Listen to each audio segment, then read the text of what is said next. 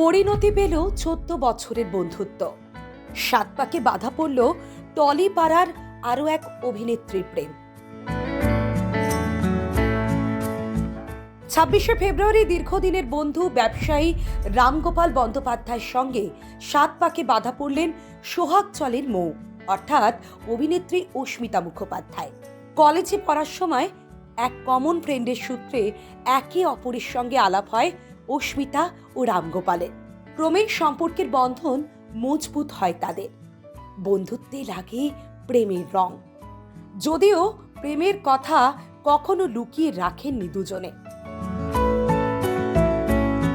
আইবুড়ো ভাত খাওয়ার ছবি থেকে বিয়ের ফটোশুট সব ছবি সোশ্যাল মিডিয়ায় পোস্ট করেছিলেন অস্মিতা।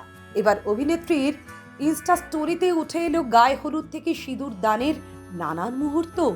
অভিনেত্রীর বিয়ের ছবিতেই স্পষ্ট তার জীবনের এই বিশেষ মুহূর্তটি বেশ মজাদার হয়ে উঠেছিল। মালাবদলের আগে পিঁড়ি ধরে অনেক উঁচুতে তুলে ধরতেই কিছুটা ভয় পেয়ে গিয়েছিলেন অস্মিতা। এদিকে অস্মিতার বিয়ের সমগ্র ভিডিও উঠে এসেছে সোশ্যাল মিডিয়ায়। সেখানে দেখা যাচ্ছে শুভ দৃষ্টির সময় বর রামগোপাল বন্দ্যোপাধ্যায়কে চোখ মেরে বসেন অস্মিতা। উঠে আসে আরো অনেক মজাদার মুহূর্ত।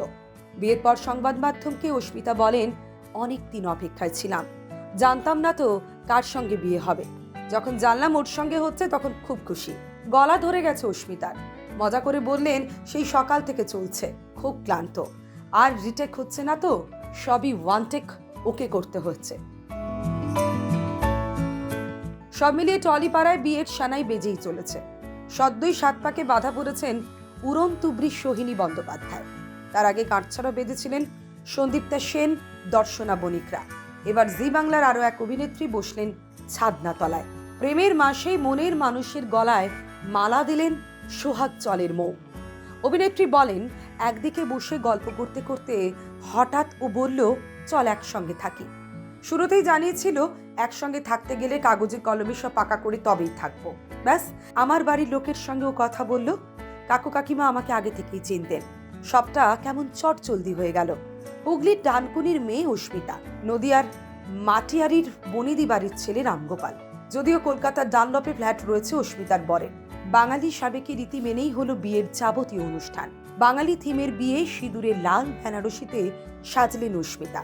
সোনারপুর রোড লাগোয়া বনবিথি রিসর্টে বসেছিল অস্মিতা রামগোপালের বিয়ের রাজকীয় আসর। ডিজাইনার তমশ্রীর নকশা কাটা শাড়িতে সাজলেন অস্মিতা। তার বরের সাজানোর দায়িত্ব ছিল তমশ্রীর ঘাড়ে। পারিবারিক ব্যবসার দায়িত্ব সামলানোর পাশাপাশি পেশাদার স্তরে ক্রিকেট খেলেন রামগোপাল। সোহাগজল সিরিয়ালে সে তার বড় যার ভূমিকায় অভিনয় করছেন অস্মিতা। এছাড়া নয়নতারা মেগাতেও দর্শক দেখেছেন তাকে। আকাশাটে গল্প হলেও সত্যি বালিকাবধূর মতো প্রজেক্টে অংশে থেকেছেন অস্মিতা। সম্প্রতি ব্রাত্য বসু পরিচালিত হুব্বা ছবিতে দেখা মিলেছিল অস্মিতার। আপাতত ছোট পর্দা থেকে দিন কয়েকের বিরতি নিয়েছেন। অস্মিতা বলেন, মেগা সিরিয়াল মানে লম্বা একটা সময়ের কমিটমেন্ট। বিয়ের জন্য বেশ কয়েকদিন ছুটি দরকার ছিল। আপাতত ফাঁকা পেয়ে বিয়েটা সেরে নিলাম। খুব শীঘ্রই টেলিভিশনে ফিরব। ব্যুরো রিপোর্ট, প্রথম বাংলা।